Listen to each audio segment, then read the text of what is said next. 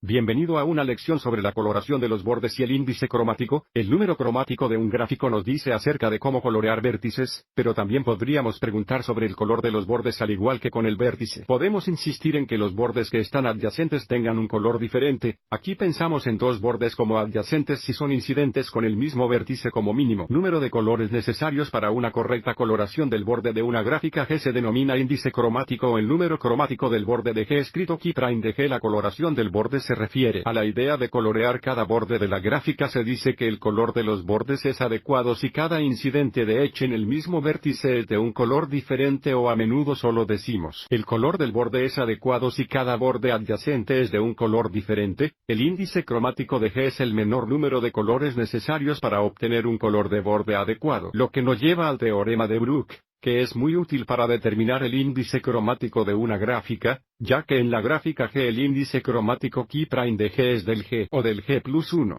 Recuerda que del G es el mayor grado de cualquier vértice en la gráfica. Veamos un ejemplo.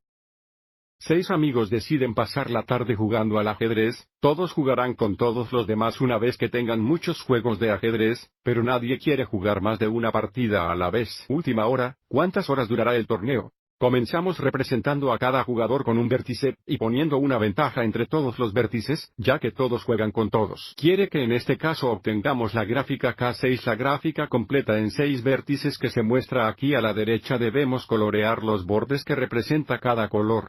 Una hora diferente, ya que diferentes bordes inciden en el mismo vértice, lo que significa que los bordes adyacentes tendrán un color diferente. Ningún jugador jugará 2 partidas al mismo tiempo, por lo que necesitamos saber el índice cromático de K6.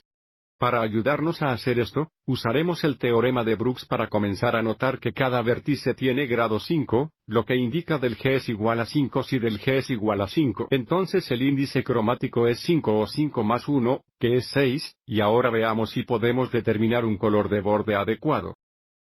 En 5 o 6 colores, esto puede ser difícil y es útil adoptar un enfoque sistemático. Para empezar, hagamos que estos dos amigos jueguen, estos dos amigos jueguen y estos dos amigos jueguen.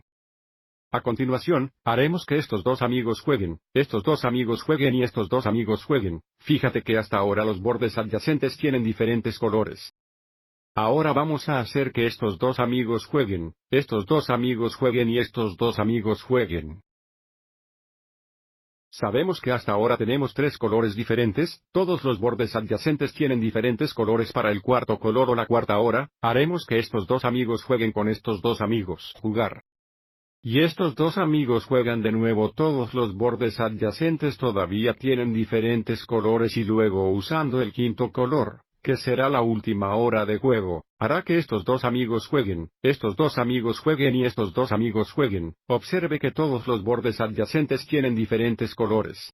Lo que significa que todos los bordes instantáneos al mismo vértice tienen diferentes colores, lo que indica que tenemos un color de borde adecuado y pudimos hacerlo usando 5 colores. El cromático, el índice de K6 es 5.